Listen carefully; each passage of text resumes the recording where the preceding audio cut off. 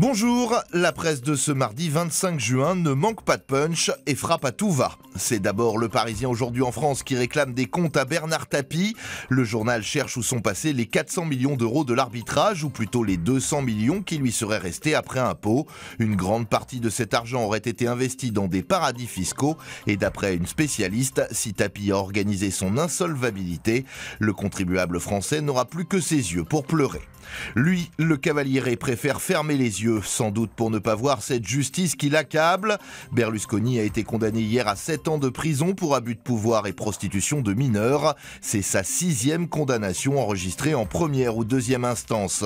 Mais cette fois, l'affaire pourrait lui être fatale. Les soirées Bunga Bunga n'ont pas été du tout du goût des 3 magistrates milanaises, ni de madame la procureure, à croire que Berlusconi a un vrai problème avec les femmes.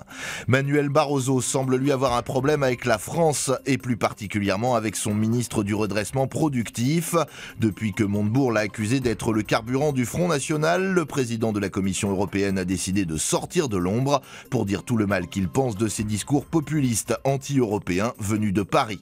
Dans le Figaro, c'est Michel Barnier qui vole au secours de la Commission et qui accuse Arnaud Montebourg d'être un irresponsable. Car l'heure est à la recherche de coupables après l'élection en trompe-l'œil de Villeneuve-sur-Lot qui a vu la victoire de l'UMP mais surtout la montée en puissance de l'extrême droite.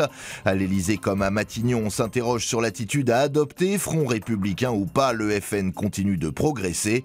Et si les socialistes s'interrogent sur la nécessité de faire revivre l'union de la gauche dans la perspective des municipales et des européennes, l'UMP s'inquiète aussi de voir le FN désormais le talonner.